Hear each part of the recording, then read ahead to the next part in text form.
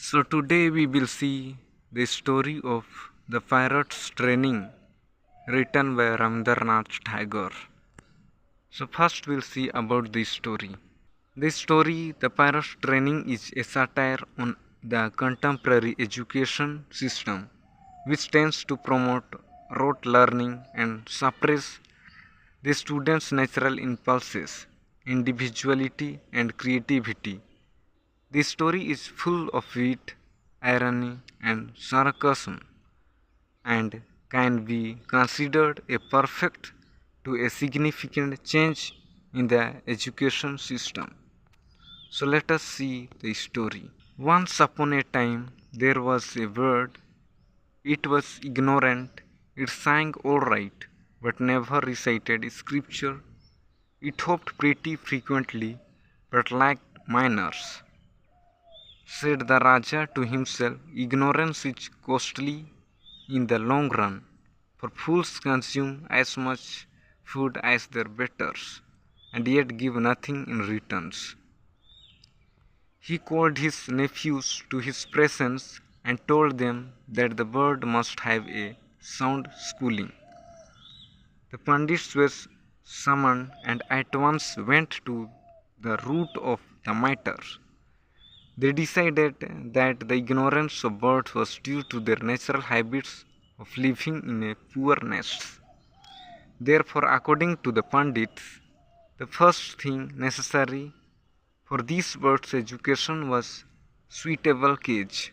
The Pandits had the reward and went home happily.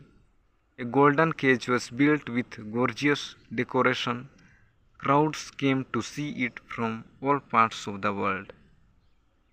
Culture captured and caged, exclaimed some, in the rapture of ecstasy, and burst into tears. Others remarked, even if culture be missed, the cage will remain to the end a substantial fact. How fortune for the bird. The goldsmith filled his bag with money and lost no time in sailing homewards. The Pandit sat down to educate the bird. With proper deliberation, he took his pinch of snuff. As he said, textbooks can never be too many for our purpose. The nephews brought together an enormous crowd of scribes. They copied from books and copied from copies till the manuscripts were piled up to an unreasonable height.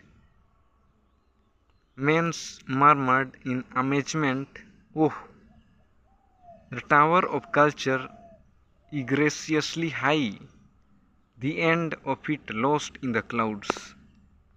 The scribes with light hearts hurried home, their pockets heavily laden.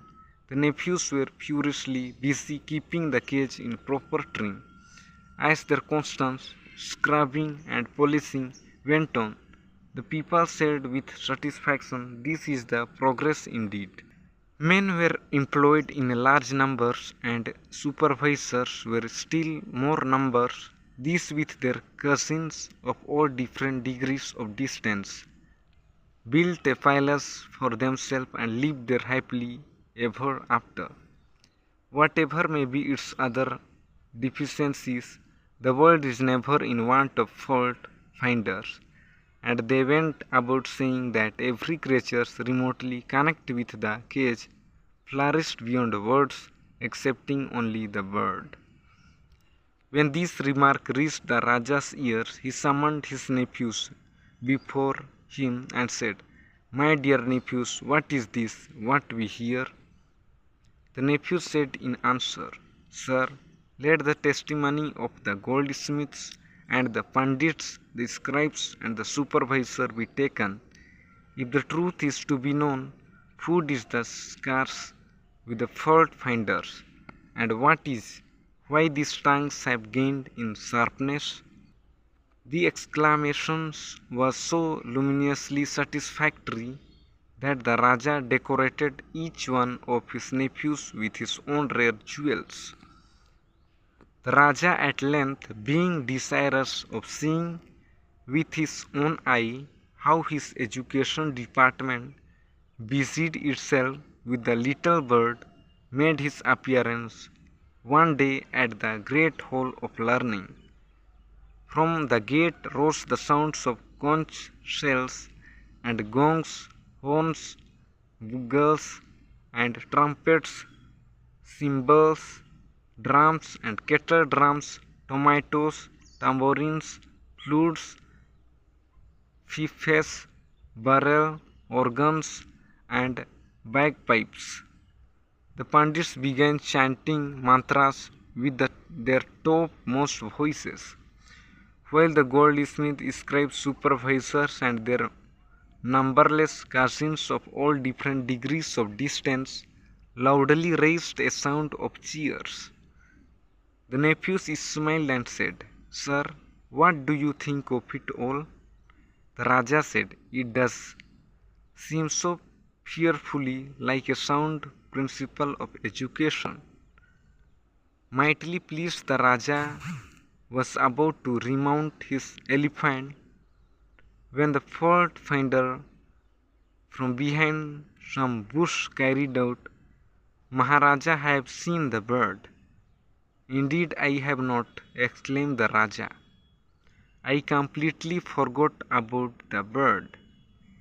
Turning back, he asked the Pandit about the method they followed in instructing the bird. It was shown to him. He was immensely impressed. The method was so stupendous that the bird looked ridiculously unimportant in comparison. The Raja was satisfied that there was no flaw in the arrangements. As for any complaint from the bird itself, that simply could not be expected. Its throat was so completely choked with the leaves from the books that it could neither whistle nor whisper. It sent a thrill through one's body to watch the process.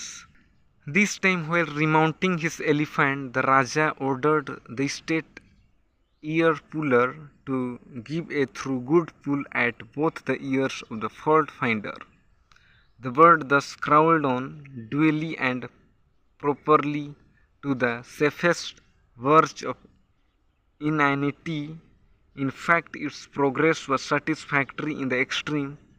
Nevertheless, nature occasionally triumphed over training, and when the morning light peeped into the bird cage, it sometimes fluttered its wings in the reprehensible manner, and though it is hard to believe, it pitifully pecked at its bars with its feeble beak. "What impartition!" growled the Kotwal. The blacksmith with his forge and hammer took his place in the Raja's department of education. Oh, what resounding blows! The iron chain was soon completed, and the bird's wings were clipped. The Raja's brothers-in-law looked blank and shook their heads, saying, "These birds not only lack good sense but also gratitude." With textbook in one hand and baton in the other, the Pandits gave the poor birds what may fitly be called lesson.